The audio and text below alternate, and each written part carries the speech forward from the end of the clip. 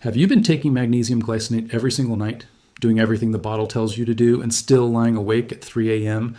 with your heart pounding and your legs restless? If that sounds familiar, I need you to keep watching, because what I'm about to share might be the missing piece you've been searching for. Magnesium glycinate has a reputation for being one of the gentlest, most effective minerals you can take. People reach for it to sleep deeper, to calm jittery nerves, to stop those maddening leg cramps at midnight, and to give their heart a little extra steadiness. And for a lot of people, it genuinely delivers all of that. But here's the part almost nobody talks about. There's one small, everyday habit that can quietly flip magnesium against you. Instead of easing you into sleep, it can jolt you awake in the middle of the night. Instead of calming your chest, it can leave it feeling tight and your pulse racing. And the frustrating thing is, almost no one ever traces it back to the real cause. Most people blame their age. They blame stress. They blame just having one of those nights. They never once suspect that the supplement they trusted to help them is being sabotaged by something they're doing without even realizing it. The mineral isn't the problem. The way it's being taken is. I've spent time digging into why so many people who take magnesium consistently still feel like it's not working. And the pattern that keeps showing up is almost always the same handful of overlooked habits. Magnesium is involved in hundreds of processes that keep your body running smoothly, from muscle relaxation to heart rhythm to nerve signaling to the depth of your sleep. When it actually reaches the cells that need it, the difference can be felt within days. But when it doesn't get there, your body doesn't stay quiet about it. It pushes back, and it pushes back hard. So today we're going to walk through the mistakes that quietly cancel out everything magnesium is supposed to do for you, counting down from the most common to the single biggest one that almost no one ever considers. If you've ever felt like magnesium just doesn't work for you, stick around, because by the end of this, you'll understand exactly why, and more importantly, exactly what to do about it. If you're watching right now, drop a comment and let me know how long you've been taking magnesium, because I promise you're not the only one dealing with this. Let's start counting down. Mistake number 5 is timing your magnesium around meals that seem healthy, but are quietly working against you. A lot of people take their magnesium glycinate right after dinner because it feels gentler on the stomach that way, and on the surface that seems like common sense. But the moment magnesium lands in a gut that's full of certain foods, its absorption can collapse almost instantly, and you would never know it happened. Here's the twist that catches people off guard. The foods most likely to interfere are the same foods you've been told your whole life are good for you. Whole grains, beans, nuts, seeds, spinach, beet greens, dark chocolate, and anything loaded with calcium all contain natural compounds that bind tightly to minerals passing through your gut. These compounds, things like phytates and oxalates, along with competing minerals like calcium, aren't dangerous by themselves. BUT, the moment they come into contact with magnesium, they act like tiny clamps. They grab hold of the mineral, lock it into a form your body simply cannot absorb, and send it out of your system as waste before it ever gets the chance to do its job. Think about how this plays out in a completely normal, health-conscious day. You have oatmeal in the morning because you're trying to get more fiber. You toss almonds into your afternoon snack because you've heard they're good for your heart. Maybe you add spinach to dinner because you're trying to eat more greens. Then, feeling good about your choices, you take your magnesium right afterward. But inside your digestive system, that combination becomes a quiet trap. The fiber drags magnesium away with it. The oxalates bind it up. The calcium competes for the very same absorption pathway. And the supplement you paid for, the one you were counting on for deeper sleep or calmer nerves or fewer cramps, never actually makes it into your bloodstream. This isn't a rare fluke. It's an everyday routine for a huge number of people, and it's one of the quiet reasons someone can take magnesium faithfully for months and still feel like nothing has changed. They start to assume the brand is weak, or the dose is too low, or that this is just what getting older feels like. In reality, the supplement never had a real chance to work. Timing was the problem the entire time. The fix here is refreshingly simple.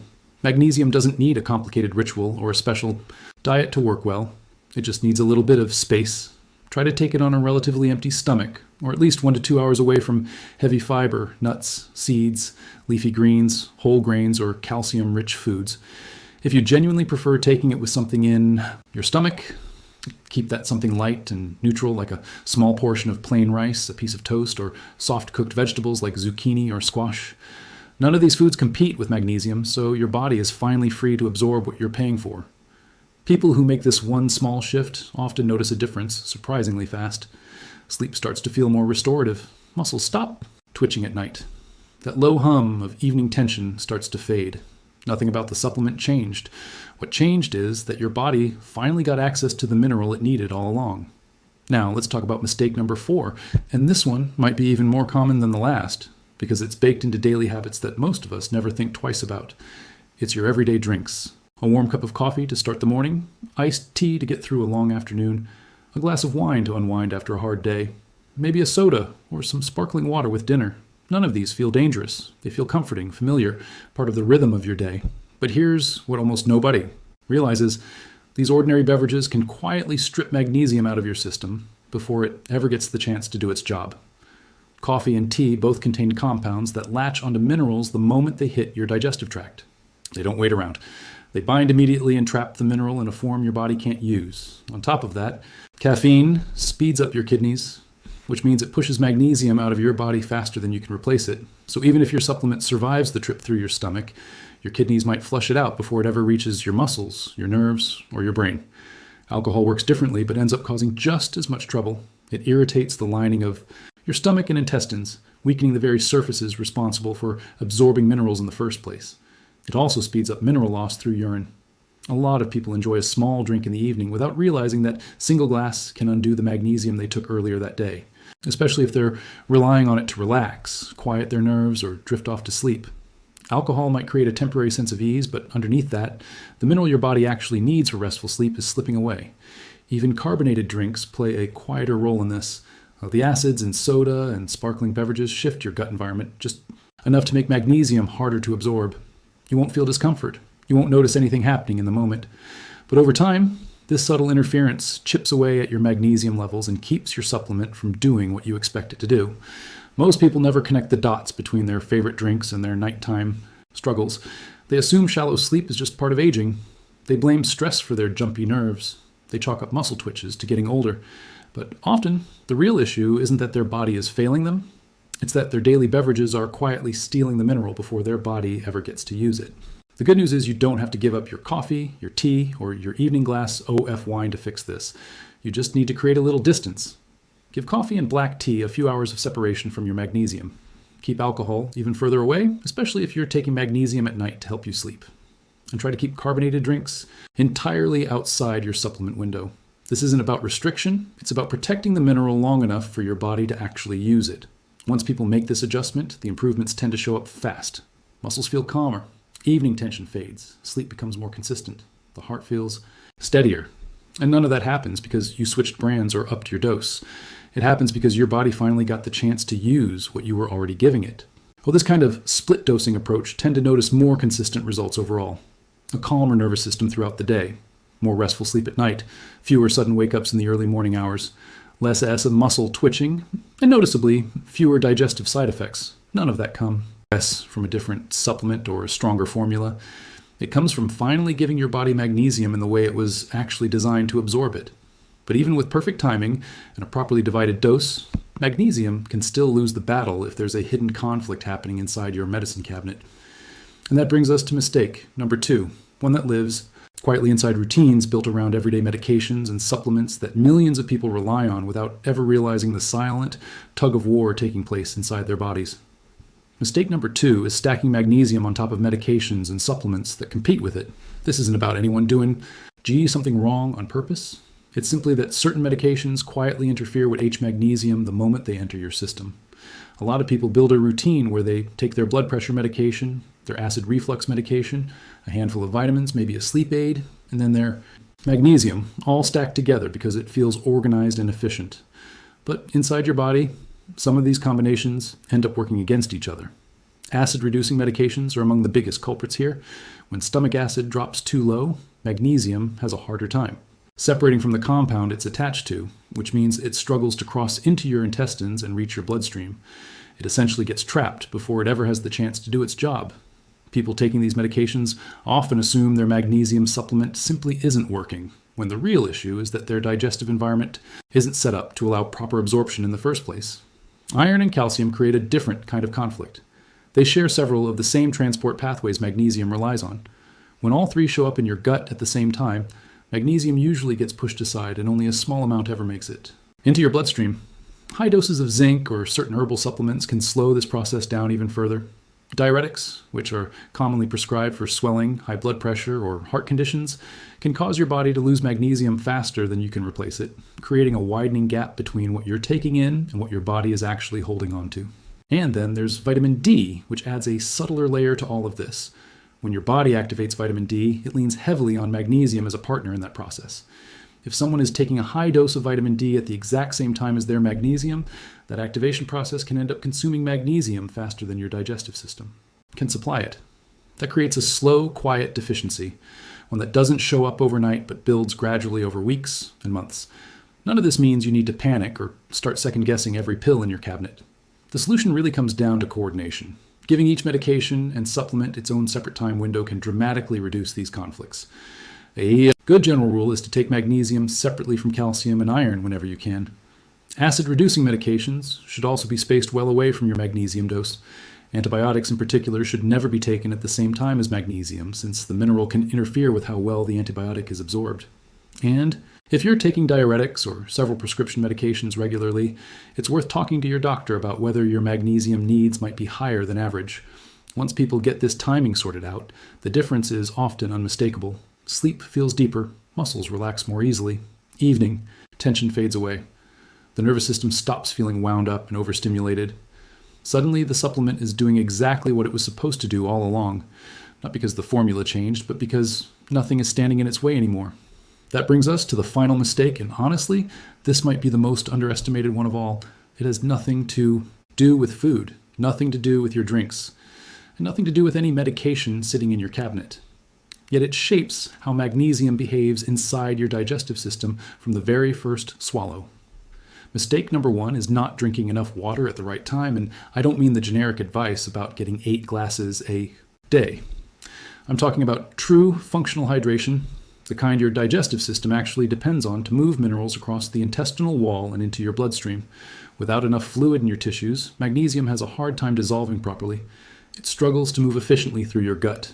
And instead of calming you or body down, it can end up irritating your digestive tract instead. Here's where the problem usually starts. A lot of people take their magnesium at night, hours after their last glass of water for the day. By that point, they've already had their coffee, maybe some tea, possibly a glass of wine, and a salty dinner on top of it all. Their body's already running low on fluid. Then, they swallow their magnesium on what is essentially a dry stomach, expecting it to gently guide them into restful sleep. But inside the digestive tract, something very different tends to happen. Magnesium needs a cushion of moisture around it to disperse evenly. It needs enough fluid nearby to dissolve properly and move smoothly across the intestinal lining. Without that cushion, the mineral stays concentrated in one small area. That concentrated pocket pulls water into the intestines, which irritates the lining and causes the intestines to tighten. For some people, this is exactly what triggers cramping, stomach churning, nausea, or that sudden racing heartbeat that seems to come out of nowhere, completely undoing the calm they were hoping to feel. This doesn't happen because magnesium is harsh on your system. It happens because your body simply wasn't prepared to receive it. A dehydrated digestive tract reacts defensively instead of absorbing smoothly. And here's the tricky part. You might not even feel dehydrated in the moment. You might think to yourself, I drink plenty of water today, and still be running on a mild deficit without realizing it. Mild dehydration rarely announces itself clearly. Instead, it shows up in sneaky ways, like interrupted sleep, restless legs, tight shoulders, or a stomach that feels unsettled when it should feel calm. Fixing this is refreshingly simple, and the results are often dramatic. Try building a hydration buffer before you take your magnesium, especially in the evening. Skip ice-cold water, since that can actually slow digestion down. Instead, take slow, steady sips of room temperature water. A short hydration window, roughly 30 to 40 minutes before you take your magnesium, gives your digestive tract time to prepare. It softens the tissue, allows the magnesium to disperse evenly once it arrives, and helps the mineral move efficiently into your bloodstream. Some people also find that a squeeze of fresh lemon or a small pinch of an electrolyte mix helps create an even more balanced environment for absorption, particularly on days involving caffeine, heavy sweating, or medications that increase fluid loss. Once your body is properly hydrated, magnesium behaves in a completely different way. It moves quietly through your system. It absorbs less efficiently. Instead of irritation, you get relaxation. Instead of feeling exhausted but wired and unable to settle, you naturally ease into sleep. Your muscles let go of their tension, your breathing deepens, and the supplement finally starts delivering everything you were hoping for from the beginning.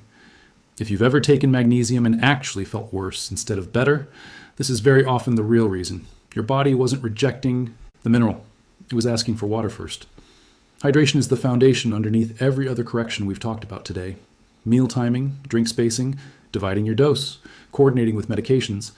All of it works so much better once your body has the fluid it needs to actually use what you're giving it. So here's where that leaves us. None of these 5 mistakes are about doing something drastically wrong. They're small, everyday habits, the kind almost everyone falls into without thinking twice, because on the surface, they all seem completely harmless. Taking magnesium after a healthy meal, enjoying your usual coffee or evening glass of wine, swallowing 1 big dose before bed for convenience, stacking your supplements together to save time, reaching for magnesium on a stomach that's quietly running low on fluid. Individually, each of these feels like nothing. Together, they can be the reason a genuinely good supplement never gets the chance to do its job. The encouraging part is that fixing all of this doesn't require a complicated new routine or an expensive upgrade.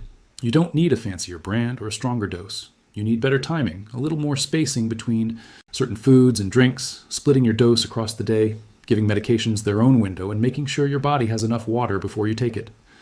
Once those pieces click into place, most people notice a real shift within just a few days. Nights feel more peaceful. Muscles stay relaxed instead of twitching. Your mind settles more easily when you finally lie down. And you start getting the kind of deep, restorative sleep your body has actually been craving the whole time. So now I want to hear from you. Out of everything we covered today, which mistake caught you off guard the most? Was it the food timing, the drinks, the dosing, the medication conflicts, or the hydration piece? Drop it in the comments, because I promise you're not the only one who's been making that mistake without realizing it, and your comment might be exactly what helps someone else finally connect the dots too. And if this video helped clear a few things up for you, stick around, because there's another video coming up next that dives into even more everyday habits quietly working for or against your health. Your body deserves clarity, your nights deserve real rest, and you deserve to actually feel the difference from the things you're already doing to take care of yourself. One quick note before you go. This video is meant for general information, not as personal medical advice, so if you're on medication or managing a health condition, it's always worth checking in with your doctor before changing how or when you take any supplement. Take care of yourself, and I'll see you in the next one.